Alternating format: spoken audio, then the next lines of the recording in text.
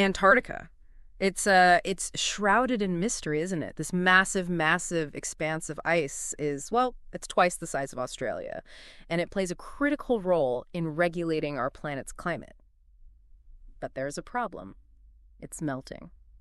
We're about to take a deep dive into some groundbreaking research on exactly how those iconic Antarctic ice shelves are breaking apart.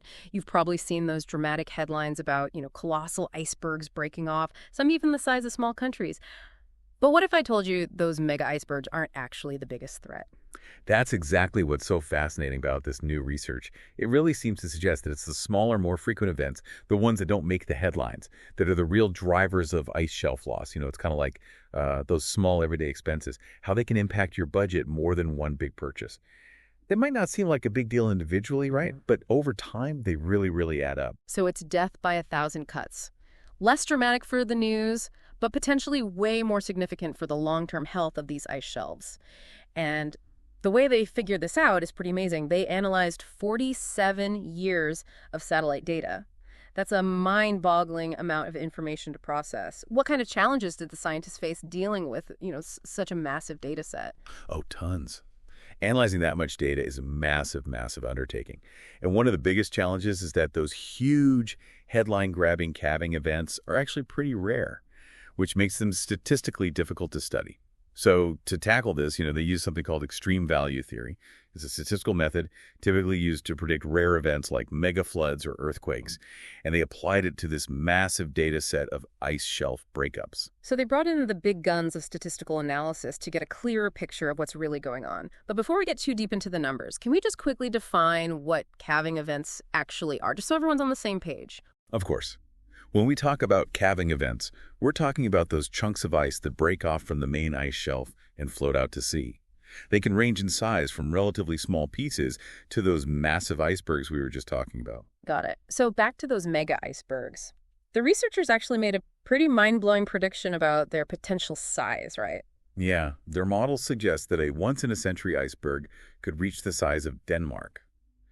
To put that into perspective, that's about 43,000 square kilometers of ice just breaking off into the ocean. Wow. That's a chilling thought.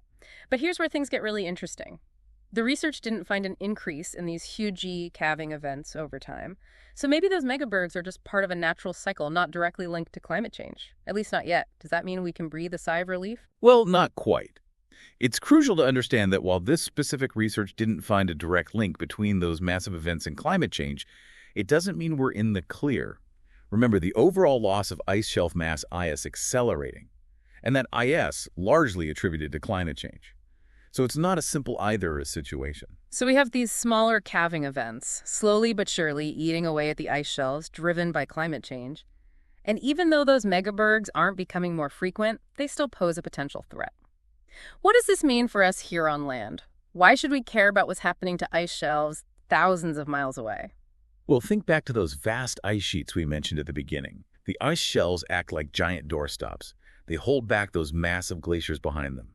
If the shelves weaken and break apart, those glaciers can flow much faster into the ocean, which contributes to rising sea levels globally. So those smaller events, even though they don't make the headlines, are actually chipping away at these crucial doorstops that help keep sea levels in check. This means we could be underestimating future sea level rise if we only focus on those big, dramatic icebergs. That's a pretty sobering thought. It is. And it's a stark reminder that even seemingly small changes in these remote polar regions can have a ripple effect that reaches coastlines and communities around the world. This is where it gets really interesting. We know these smaller calving events are happening more frequently, but how does that actually impact the structural integrity of the ice shelves themselves? It's not just about the amount of ice lost, right?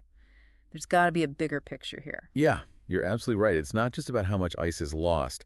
It's about how these smaller events can actually change the structure of the whole ice shelf, making it more vulnerable to, further breakups, even potentially triggering those larger events we talked about down the line. So it's like a domino effect.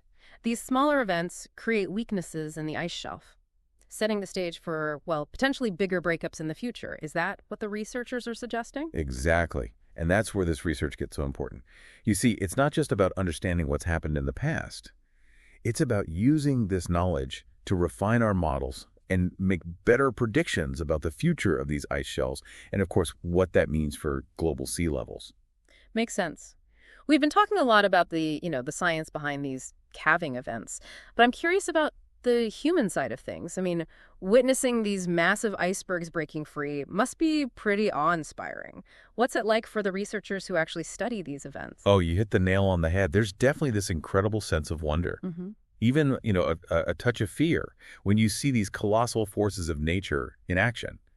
And for the researchers, well, there's this constant tension between maintaining scientific objectivity and being completely awestruck by the sheer scale of what they're observing.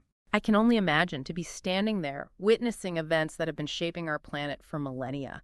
It must be quite humbling. Truly. And it really underscores why it's so crucial to keep studying these events, to keep learning, to keep refining our understanding. The more we know, the better equipped we'll be to adapt to the changes that are happening and to find solutions to mitigate the risks. So we've covered a lot of ground here, the surprising findings of this research, the science behind it, and even touched on the human element. As we wrap up, what are some key takeaways you want our listeners to walk away with from this deep dive? Well, I think first and foremost, I want to emphasize that Antarctica isn't just some far-off isolated landmass. What happens there has a direct impact on the rest of the world, especially when it comes to sea levels. Right, we're all connected. And those melting ice sheets, well, they have the potential to impact coastlines and communities all across the globe. Exactly. And I think the second takeaway is that this research really highlights the incredible complexity of the climate system. It's not always about the big, dramatic events. Sometimes it's those subtle, almost invisible changes that accumulate over time that can have the most significant impact. Like the butterfly effect. A small change in one part of the system can lead to massive, unpredictable consequences elsewhere. This research has really flipped the script on how we think about ice shelf breakups. We tend to focus on those dramatic mega icebergs, but it's the smaller, more frequent events, often hidden from view, that are slowly but surely reshaping the landscapes of Antarctica. It's a reminder that sometimes the biggest threats aren't always the most obvious. Absolutely. And that's why it's so vital to take a holistic approach to addressing climate change. We need to consider all the interconnected factors, no matter how small they may seem, and act decisively to reduce our emissions and protect these fragile ecosystems. So where do we go from here? What are the next steps in this research? What are the questions scientists are grappling with now? Well, that's a great question. If those massive calving events aren't necessarily the primary issue, it raises a whole new set of questions about how we monitor and predict ice shelf behavior in the future. I mean, if we're focusing too much attention on those rare headline-grabbing events, are we missing crucial information about the more frequent, smaller-scale changes that are happening all the time? So it's a shift in perspective. We need to refine our understanding of what's really driving these changes if we want to make accurate predictions about the future of these ice shelves. Precisely. And it highlights the need for continued research, for more sophisticated monitoring systems, and for a deeper understanding of the complex interplay of factors that influence ice shelf stability. This is an ongoing area of research, and the more we learn, the better equipped we'll be to address the challenges ahead.